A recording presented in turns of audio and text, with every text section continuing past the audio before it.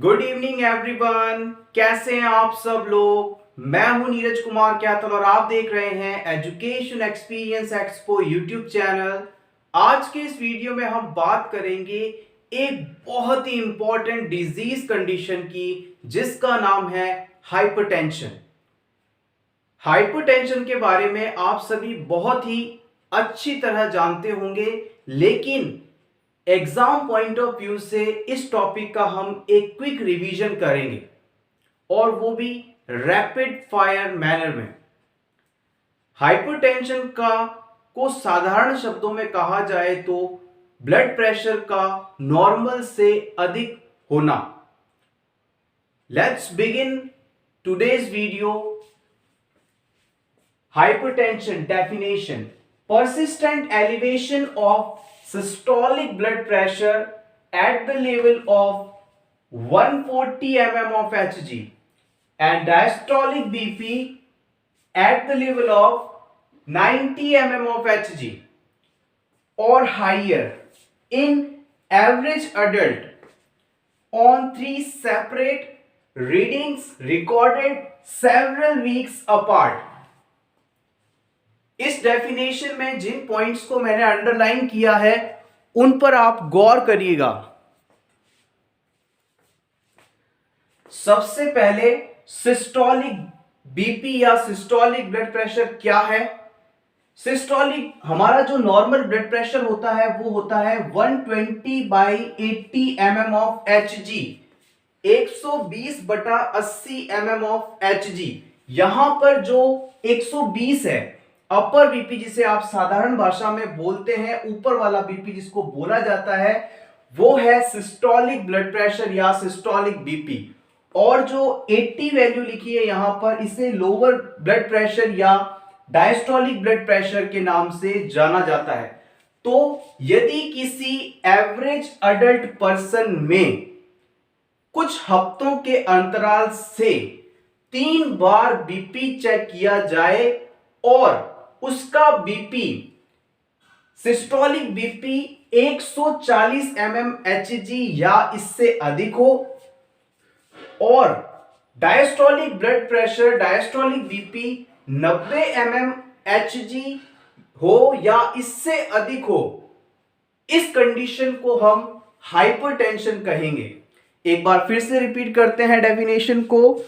यदि किसी average adult person में ब्लड प्रेशर की 3 रीडिंग्स ली जाए और हर बार blood pressure systolic blood pressure 140 mm Hg से अधिक और diastolic blood pressure 90 mm of Hg से अधिक आए, तो इस कंडीशन को हम हाइपरटेंशन कहेंगे। अब यहां पर हाइपरटेंशन को हम साइलेंट किलर के नाम से भी जानते हैं, because it can damage vital organs, heart, blood vessel, kidney, brain slowly without pain. Hypertension को हम साइलेंट किलर डिजीज के नाम से भी जानते हैं, क्योंकि इस डिजीज के कारण हमारे वाइटल ऑर्गन्स जैसे heart, blood vessel, kidney, brain आदि धीरे धीरे डैमेज होने लगते हैं और हमें पता भी नहीं लगता विदाउट पेन। आप चाहें तो आपके रिवीजन के लिए इस स्लाइड का स्क्रीनशॉट ले सकते हैं। आइए अब बात करते हैं हाइपरटेंशन के कुछ इंपॉर्टेंट साइन एंड सिम्टम्स या क्लिनिकल मैनिफेस्टेशंस की। हाइपरटेंशन के अंदर सबसे पहले मरीज को हेडेक देखने को मिलेगा। पर्सन बार बार कंप्लेन करेगा कि उसे सर में दर्द हो रहा है और सर दर्द भी उसके ऑक्सीपिटल वाले रीजन में यानी बैक साइड में होगा मोस्टली। सेकेंड सिम्टम आता है डिजीनेस। डिजीनेस का मतलब है वर्टिगो लाइक फीलिंग, जैसे उसे लग रहा है कि वो चक्कर आ रहा है, गिर जाएगा, अनस्टेबल, अनबैलेंस्ड महसूस करेगा। थर्ड इंपॉर्टेंट सिम्टम है पाल्पिटेशन। पाल्पिटेशन का मतलब होता है पर्सन को उसके हार्ट बीट्स महसूस होंगी, उसे लगेगा उसका दिल बहुत तेजी से धड़क रहा है, वो अपनी हार्ट बीट्स को महसूस कर पाएगा, बहुत ही तेज रफ्तार से उसका हार्ट बीट करता है।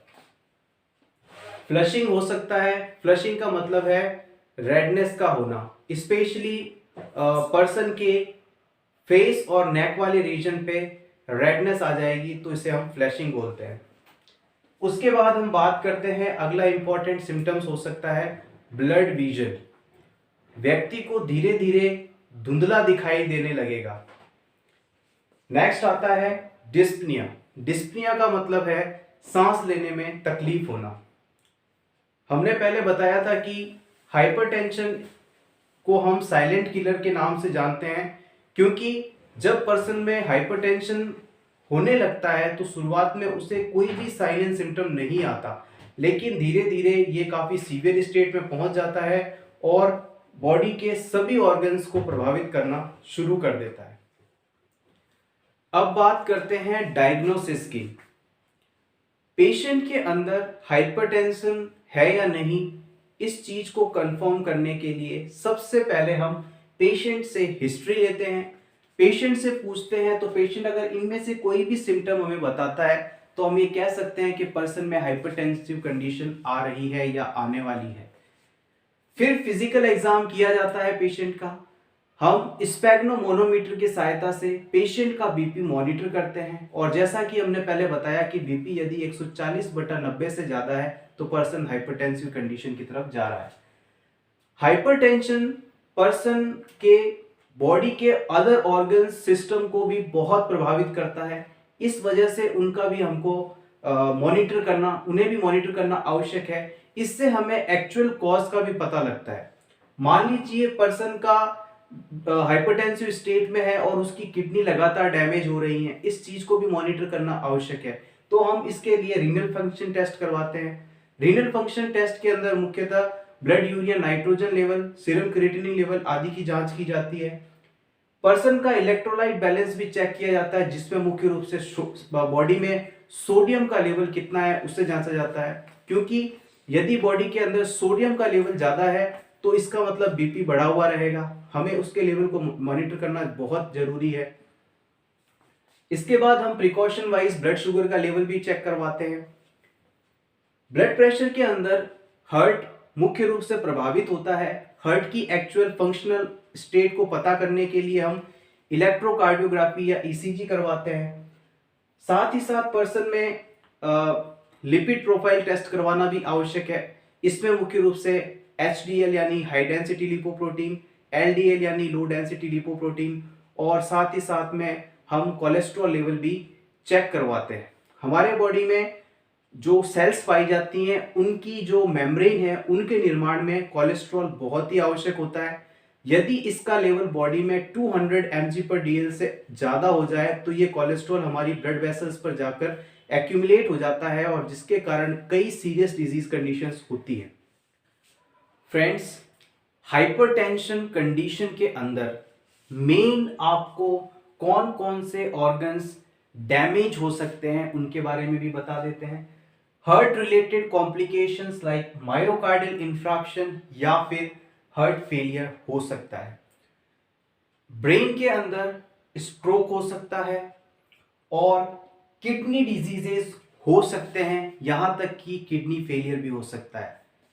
आई प्रॉब्लम्स हो सकती हैं, व्यक्ति को दिखना बंद हो सकता है। ये हैं कुछ इंपॉर्टेंट पॉइंट्स। आप चाहें तो इसका स्क्रीनशॉट ले सकते हैं आपके रिवीजन के लिए। अब बात करते हैं हाइपरटेंशन के मैनेजमेंट के बारे में। हाइपरटेंशन का मैनेजमेंट करने हेतु हम लाइफस्टाइल मॉडिफिकेशन, डाइटरी मॉडिफिकेशन और फार्माकोलॉजिकल इंटरवेंशन करवाते हैं।